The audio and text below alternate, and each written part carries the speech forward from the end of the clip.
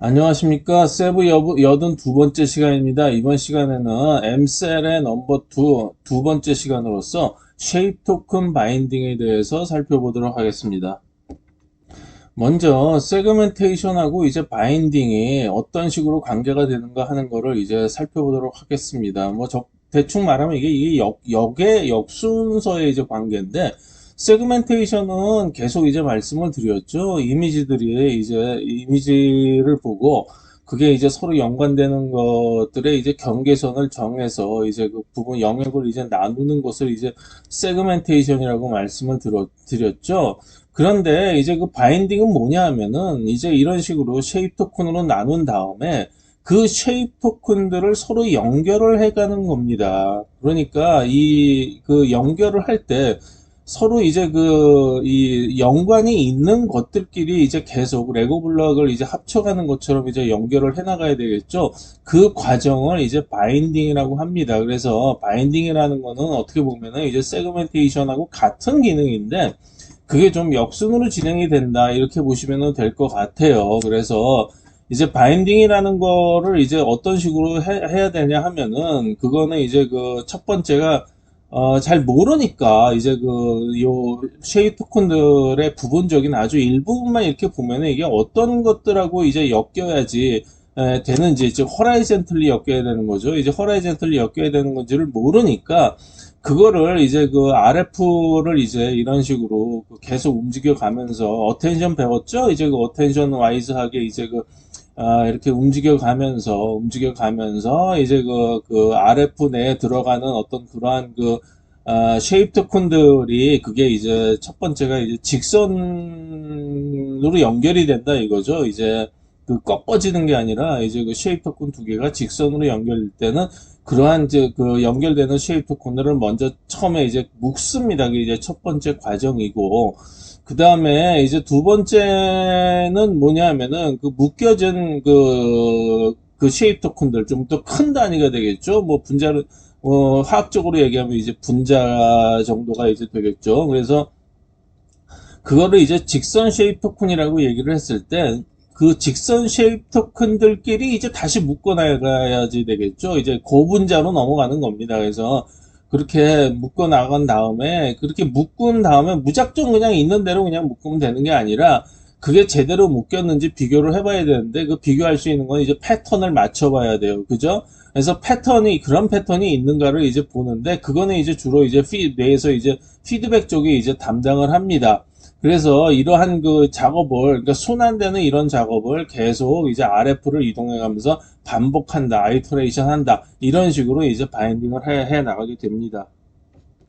그래서 이거는 이제 지난번 강의 때 보여드렸던 이제 예제인데, 이 예제를 이제 다시 보여드린 이유는 뭐냐면, 이렇게 우리가 쉐입 토큰, 그러니까 쉐입을 이제 이게 어떤 모양이구나라고 하는 거는 이제 오목 볼록으로 나오는데, 이 볼록 부분에서나 오목 부분에서 이렇게 좀 각이 진 부분들이 이게 이제 시그니처 부분들이죠. 그래서 이제 이 시그니처 부분들을 보면은 이제 이게 어떤 모양이구나라는 걸 알 수 있는데 이 시그니처 부분들을 이제 다시 한번 이거를 표시를 해본 겁니다. 그래서 이제 그 하얗게 막대로 그린 것들이 이제 이게 쉐입 토큰을 이제 직선 쉐입 토큰들이죠. 이제 연결을 한 겁니다. 직선으로 연결되는 부분들을 그거를 이제 이 형광색 녹색으로 이제 표시를 했고 그런 부분들이 이제 주로 이제 각이 된 모서리가 있는 그런 부분들에서 이게 나오겠죠.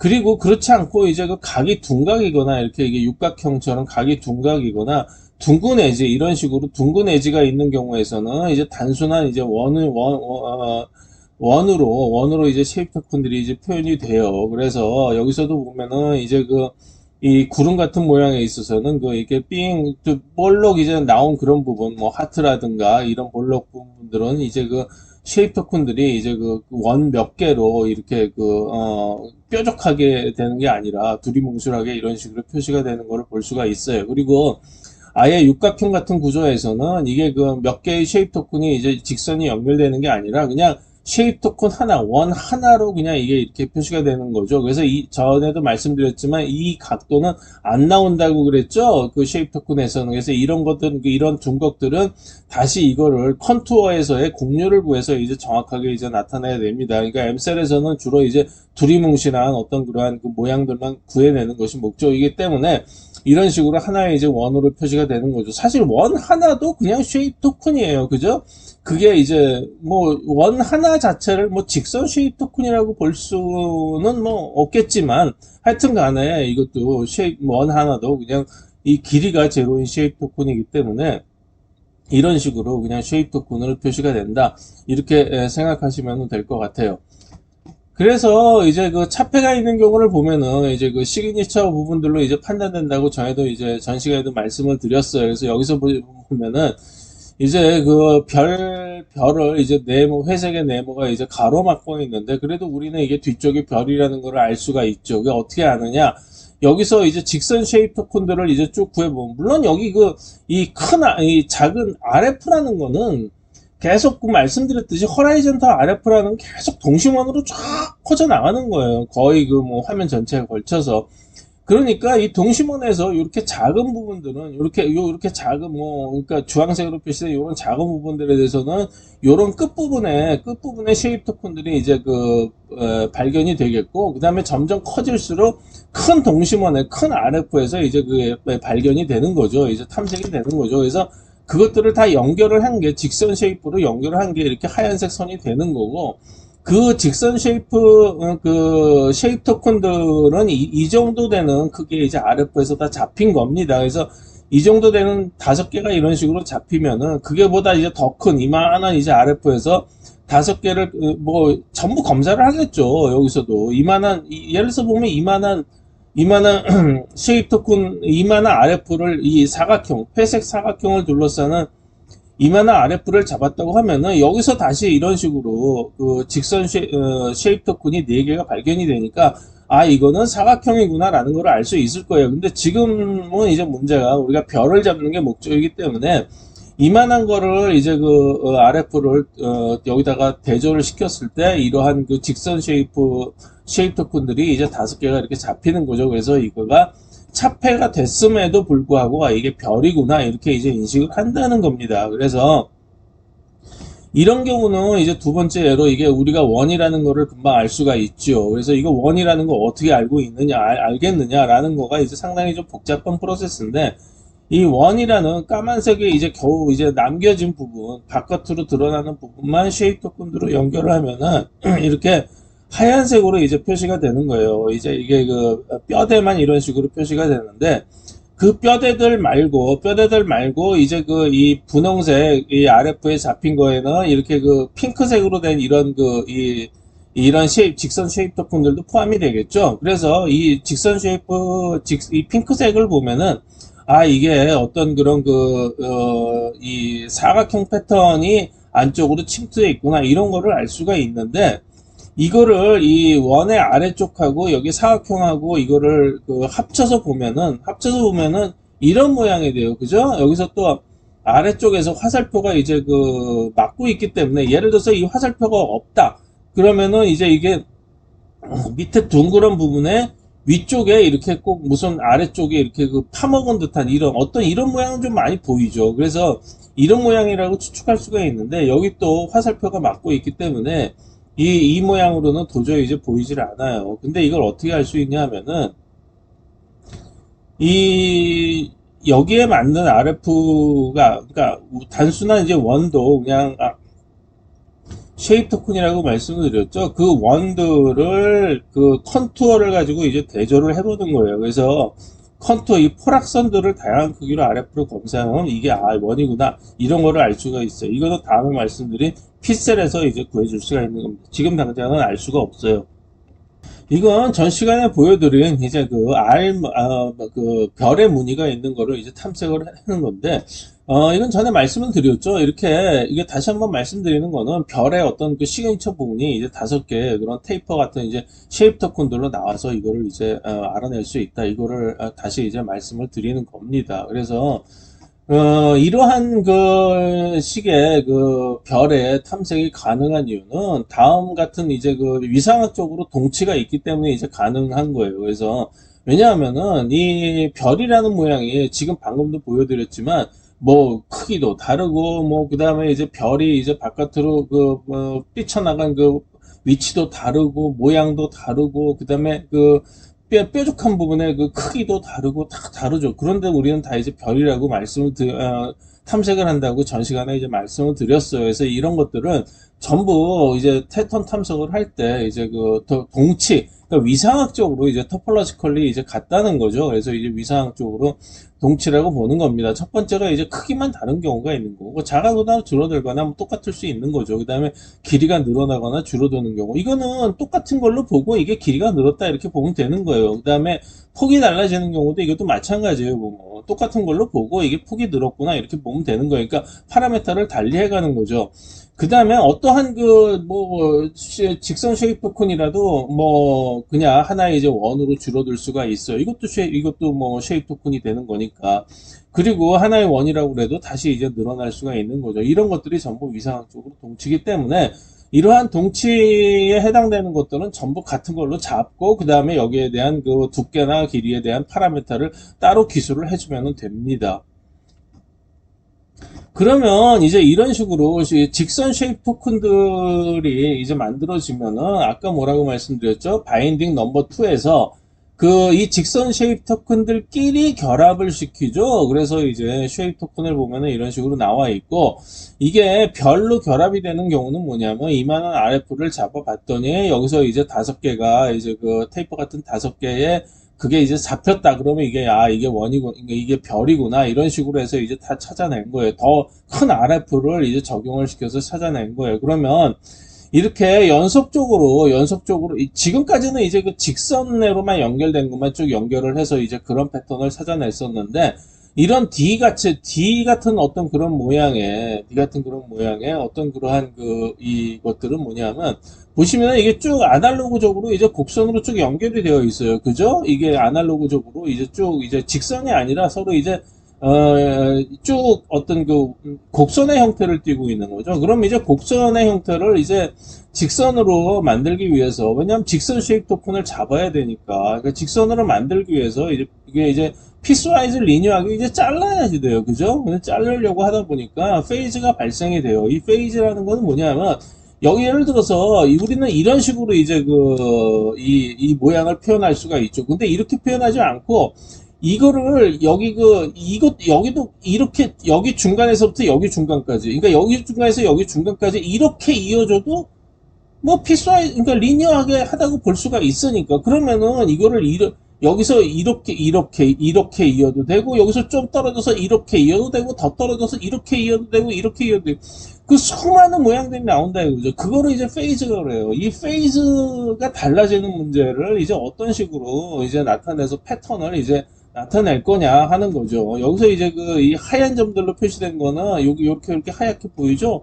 이렇게 하얗게 보이는 거들은 이게 쉐입터 콘들의 이제 센터, 그러니까 하얀 점들이 이제 센터인데, 이런 식으로 센터하고 센터들을 쭉 이제 연결을 할 때 어떤 센터에서 어떤 센터까지 이제 어떤 식으로 연결을 하느냐, 그런 거에서 이제 페이즈가 발생된다는 거예요. 그래서 이제 페이즈를 어떤 식으로 뭐 꾸면은 좋을까 하는 거를 이제 생각을 해본 거죠. 그래서 이거를 이제 페이즈가 좀 동일하게 비슷하게 이제 연결하는 방법을 이제 하나를 고안을 했는데, 그게 이제 피스와이즈 리니어하게 이제 변경하는 방법이라고 이렇게 이제 그려놓은 겁니다. 그래서 여기서 보시면은 아까 얘기한 이 D 모양 같은 경우는 이제 전부 다 다르게 두께가 전부 다 다르게 이런 식으로 그려봤어요. 그래서 그려보고 이렇게 한 다음에 여기를 이제 쉐입토 콘들을 구해봤더니, 이제 이 묶이는 이제 포인트가 이제 있는 거죠. 여기서 이제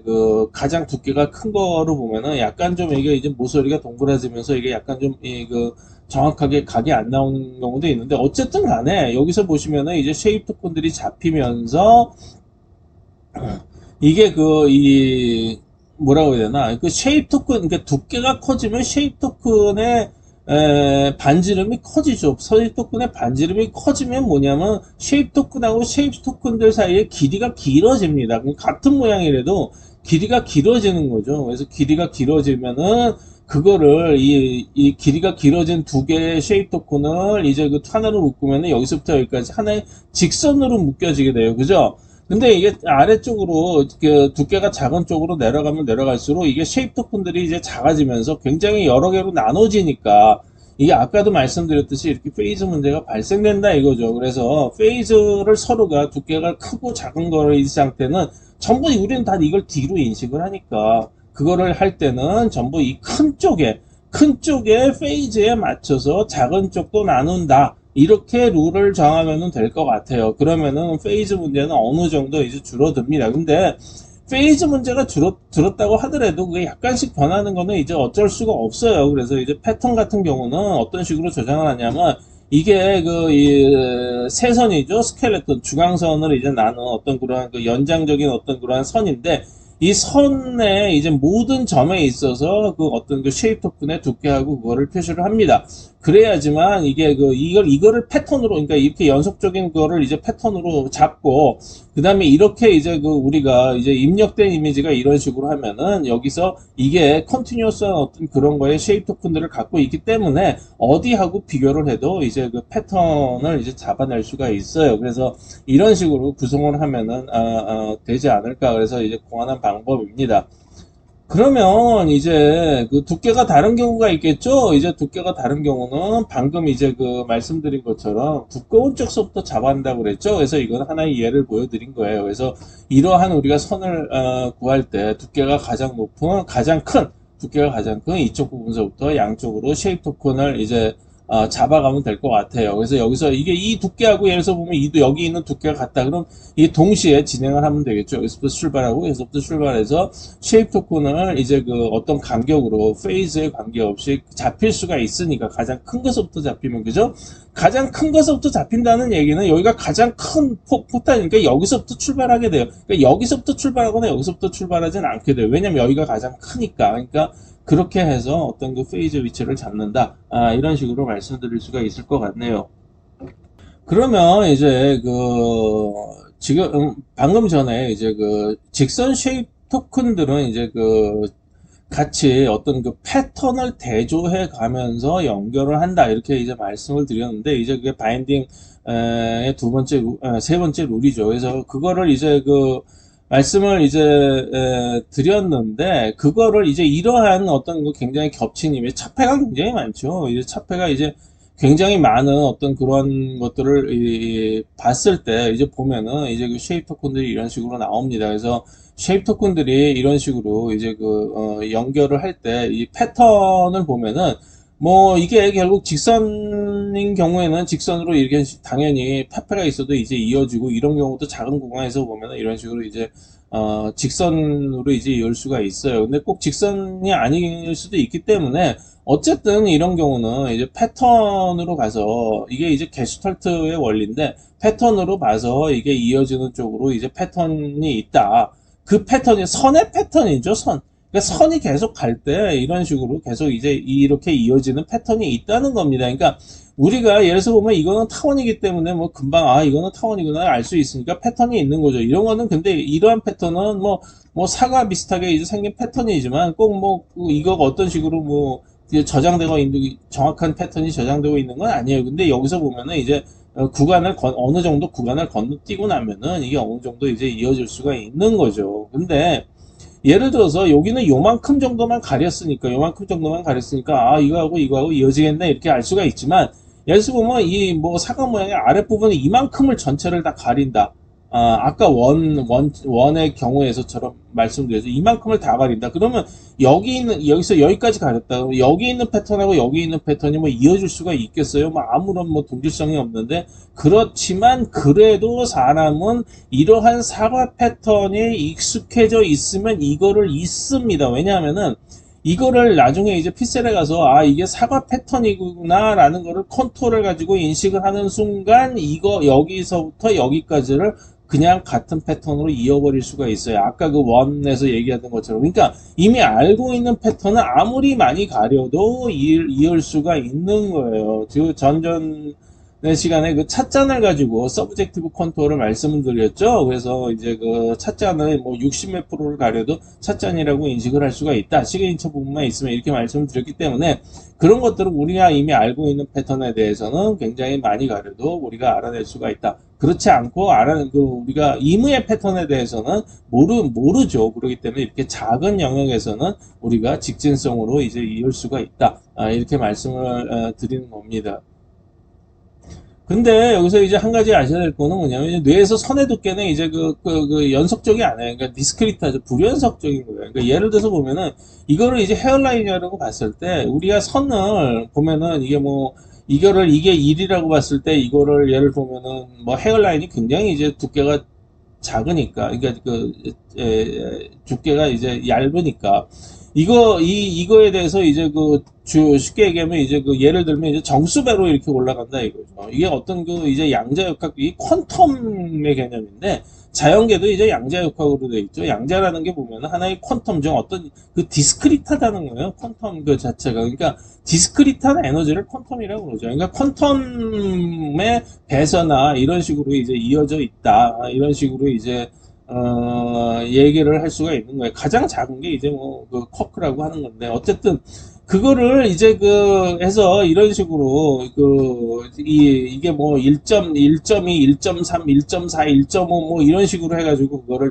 연속적으로 인식하지는 않는다는 거죠. 그래서 여기서 보면은 이게 요 중간에 있는 거는 이걸로 인식을 하거나 이걸로 인식을 하는 겁니다. 그러니까 정확히 얘기하면 현미경으로 봐서 그럴 정도로 정확히 얘기하면 우리는 그냥 플라스마에서 얼마 정도는 인식하지 못하고 그냥 떨궈버리는 거예요. 그냥 소수점 떨궈버리듯이 그런 식으로 이제 떨궈버리기 때문에 이렇게 디스크리트한 패턴으로 나눌 수가 있고, 이 두께라는 것 자체도 이게 너무 커지면 두께라고 인식을 안 하죠. 그래서 어느 정도까지는 이게 이런 식으로 해서 정수배인 걸로 해서 두께 정도를 전부 하나의 패턴을 보면은 이게 어디에 속하냐 이래서 나머지 패턴을 전부 만들어낼 수가 있어요. 그래서 이 두께가 이제 디스크리트하다는 거는 뭐를 뜻하냐면은 우리가 뭘로 했죠? RF로 잡는다고 그랬죠? 모든 물체는 RF 선상에서 잡아요. 그러니까 이 RF 자체가 컨티뉴어스하지 않고 이 RF가 이렇게 동심원적으로 디스크리트하다는 거하고 똑같은 얘기예요. 그러니까 RF가 디스크리트하니까 선 두께도 디스크리트할 수밖에 없겠죠.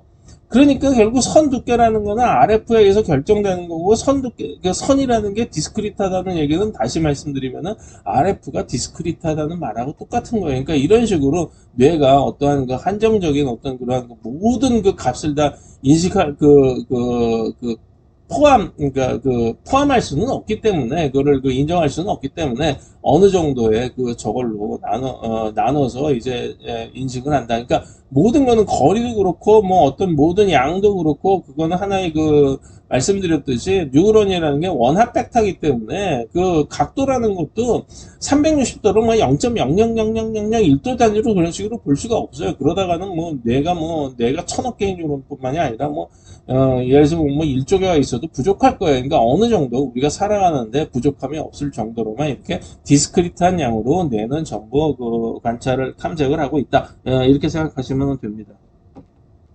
그래서 이제 바인딩에 아까 처음에 말씀드린 이제 세 번째 법칙이 이제 패턴으로 묶는 거죠. 그러니까 패턴이 허락을 해야지 직선 쉐이퍼 콘도 묶는 거예요. 그러니까 직선이라고 해서 무조건 묶는 거가 아니에요. 이게 루슬리 커플링이 된 겁니다. 그래서 이게 예를 들어서 보면은 여기 같은 경우에는 이거 흐릿하게 보면은 여기 혹 하나가 있는 것처럼 보여요. 이게 배경이에요, 배경. 배경이 똑같은 색으로 되어 있으면 이게 세그멘테이션이 이런 식으로 이제 혹이 있는 것처럼 이렇게 달려 나옵니다.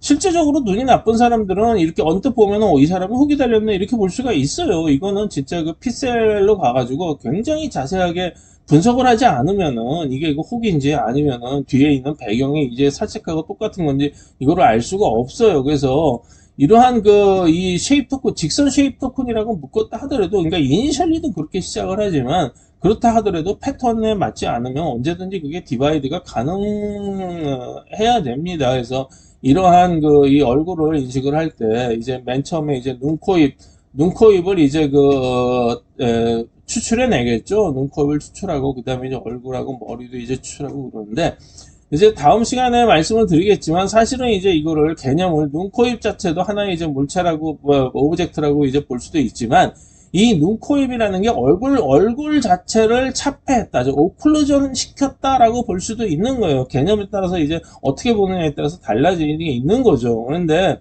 어차피 이거 지금 이제 얼굴을 구하는 문제니까 얼굴을 구하는 거를 이제 엠셀에서 이건 지금 보면은 이제 좀 편하게 보시려고 이제 제가 칼라로 했는데 엠셀에서 이제 로우 옥타브 쪽에서 이제 저해상도 가지고 이거를 얼굴을 구할 때 보면은 이제 배경하고 이런 식으로 혹이나 뭐 머리 쪽에서 여기 까만색이니까 쭉 위쪽으로 뿔 달린 것처럼 올라가요. 이렇게 전부 올라갈 수가 있단 말이에요. 그러니까 합쳐질 수가 있단 말이에요. 그런 경우에서는 이게 쉐입 토큰들이 직선 쉐입 토큰들하고 그러니까 배경에 있는 거하고 얼굴 쪽하고 연결이 될 수가 있어요. 여기 혹이나 뭐 마찬가지로. 그럴 때는 이거를 패턴에 맞지 않기 때문에 이제 이건 주로 이제 픽셀에서 이루어지는 건데 패턴에 맞지 않을 때는 과감하게 이거를 직선 쉐입 토큰이라고 해도 과감하게 잘라줘야 된다. 이거 이렇게 이제 생각하시면 될 것 같아요. 그래서 이제 직선 쉐입 토큰이라는 거는 방금 말씀드렸듯이 단순한 루스 커플링이에요. 루스 바인딩일 뿐이라고요. 그러니까 그래서 이런 경우는 지금 말씀드렸듯이 이런 경우 이제 토폴로지컬리 이제 동치라고 이제 말씀을 드렸죠. 그래서 이게 직선 쉐입 토큰이라고 이렇게 묶인다고 하더라도 그 다음에 이게 이제 이렇게 나눠질 수가 있는 거예요. 그러니까 루스리 커플링이 됐기 때문에 이렇게 나눌 수가 있고 이렇게 얼마든지 패턴에 맞는 방향 쪽으로 이제 나눌 수가 있다. 그러니까 저 밑에서는 이게 어떤 식으로 이렇게 엮여야 되는지 이렇게 묶어야 되는지 이렇게 묶어야 되는지 모르겠죠. 그렇기 때문에 패턴에 맞냐 안 맞냐 하는 거는 주로 피드백 쪽이 담당을 합니다. 그래서 피드백 쪽에서 야 너 잘못 묶었어 다시 묶어 이런 식으로 묶는 거 아니야 이런 식으로 이제 피드백을 주어서 이제 다시 결정을 하게 되죠. 뇌에서는 이 피드백 루프가 엄청나게 많아요. 계속 말씀을 드렸지만, 그래서 위쪽에서 이제 쭉 오감도 비슷하게 전체적인 어떤 형태를 보고 이제 피드백을 주면서 물체를 판단하게 됩니다. 그거를 이제 좀 알기 쉽게 좀 이해가 되지 이런 식으로 하면 이해가 되지 않을까. 그래서 이제 제가 이제 언어 이해를 하나를 이제 생각을 해본 게 있는데, She is beautiful enough라고 이제 이 문장을 한번 보죠. 우리가 영어를 많이 모르는 사람인 경우에는 이 enough 자체를 이게 이 뒤에 있는 부사처럼 이제 이게 enough가 부사로 이제 해석해서 이거가 그러니까 she is beautiful enough 이런 식으로 1차로 이렇게 묶어서 갔다 이거죠. 근데 나중에 사람들이 이제 보니까 이제 사람들이 보는 묶는 거를 보면 이제 뷰티풀 이너프를 한꺼번에 많이 쓰는 이게 더 바인딩이 강한 거예요. 이쪽이 그죠? 뷰티풀 이너프 이런 식으로 쓰지. 그 다음에 이 she is라는 거는 이제 하나의 이제 목적하고 이제 동사가 되고 이제 뷰티풀 이너프가 하나의 어떤 바인딩된 형태로 쓰이지. 예를 들어서 보면 enough를 쓸 때 enough가 예를 들어서 보면은 뭐 she is enough beautiful이라든가 이 앞으로 온다든가 아니면은 she enough is beautiful이라고 쓴다든가 이런 식으로 바인딩 되지는 않는다는 거죠. 그래서 이제 이거는 이제 바인딩 문제이기 때문에 어떤 하나의 좀 이해를 돕기 위해서 이런 식으로 이제 바인딩을 이제 생각을 이제 해본 겁니다. 그래서 다음 시간에는 이제 엠셀에서 이제 버티컬리 묶는 방법. 지금까지는 이제 허라이젠털리 이제 요번 시간에는 허라이젠털리 어떤 식으로 묶는가를 이제 말씀을 드려서 이제 다음 시간에는 버티컬리 어떻게 이제 묶으면 좋겠는가 하는 거에 대해서 이제 말씀을 드리도록 하겠습니다. 경청해 주셔서 감사합니다.